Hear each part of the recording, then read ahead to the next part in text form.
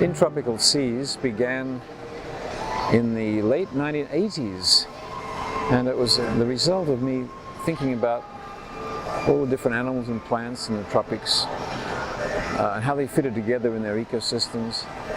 And I wondered how I could possibly describe this to my son in Australia, because he used to love to look amongst the rocks and things, and I could tell him a bit about them there.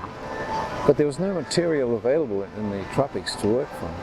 At the same time, I was becoming more and more aware of the need for educating Philippine youths and other developing country youths about tropical marine ecosystems and how they should look after them and preserve them for their future generations so they can be used sustainably.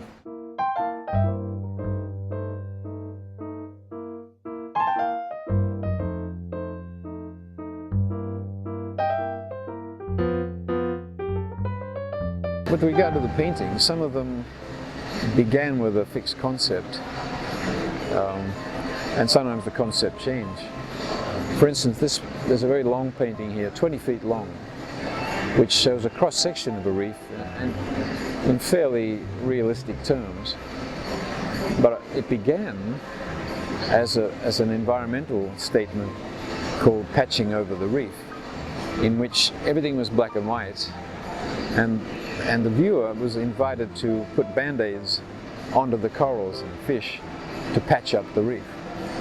Because that was the problem with the Philippine reefs and developing country reefs. They were being overexploited, and the kind of ways of trying to stop that were just like patching over things and not really tackling the issues at the grassroots.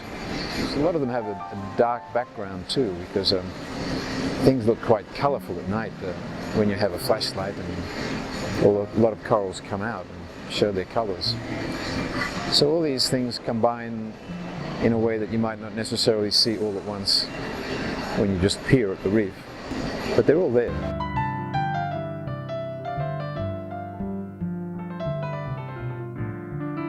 The story that goes with that one is, what is it? Yes, is the fish just out late at night? That's why it's called Out Late. But the other thoughts in that are that the reef is dead, because when the coral's dead, it bleaches white colour until the algae overgrows it. The overall objective of all the paintings is to impress on the viewer what they have and what they would lose if they didn't have it. Not just the usefulness of coral as a habitat for fish that they will catch for food, but it's also beautiful in itself. It's a nice part of the planet that we shouldn't lose. It's so colourful, and it's got marvellous tourism value.